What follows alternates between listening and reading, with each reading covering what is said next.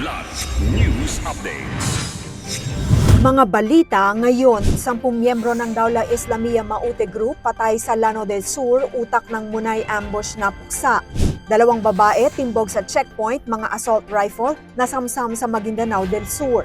5.27 million pesos na halaga ng smuggled cigarettes nasabat sa Misamis Oriental at Zamboanga City, parcel delivery bagong modus. Ako po si Cesar Soriano para ihatid ang nangungunang mga balita sa buong kapuluan. Ngayon, Patay ang 10 miyembro ng Dawla Islamiyah Maute Group kabilang ang matataas na leader sa intelligence-driven operation ng militar at pulisyan noong madaling araw ng April 17, Biyernes, sa barangay Banga, Pantar, Marantao Town, Lanao del Sur.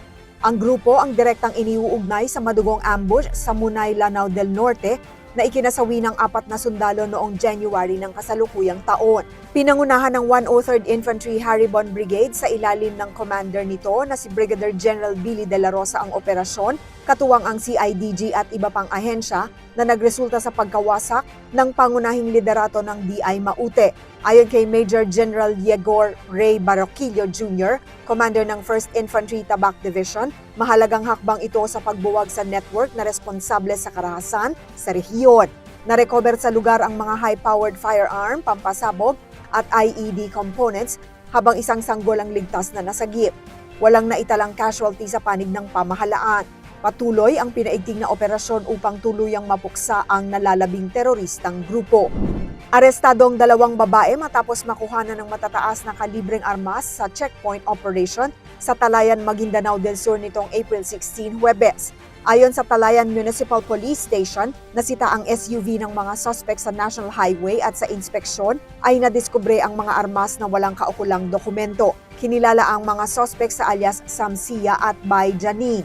Nasamsamang isang Bushmaster caliber 5.56mm rifle, isang VLTOR caliber 5.56mm rifle, 10 bala ng 5.56mm, 2 short magazine at isang Morris Garage SUV. Dinala sa Talayan MPS ang mga suspect at ebidensya para sa dokumentasyon. Maaharap sila sa kasong paglabag sa Republic Act 10591 habang patuloy ang kampanya laban sa loose firearms.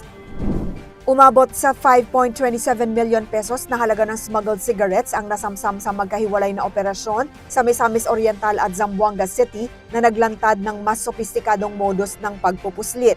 Sa Naawan, Misamis Oriental, 7 katao kabilang ang 6 na aktibong Coast Guard personnel ang arestado matapos maaktuhang nagbababa ng 205 master cases ng sigarilyo na tinatayang nagkakahalaga ng 3,075,000 pesos mula sa bangka patungo sa van noong madaling araw ng April 17 ayon sa Philippine National Police Maritime Unit. Samantala, sa Zamboanga City naman nasabat ang 2.2 million pesos na halaga ng kontrabando na itinago bilang online parcels sa isang delivery van na hinarang sa bypass road, boundary ng Barangay Bowalan at Tugbungan.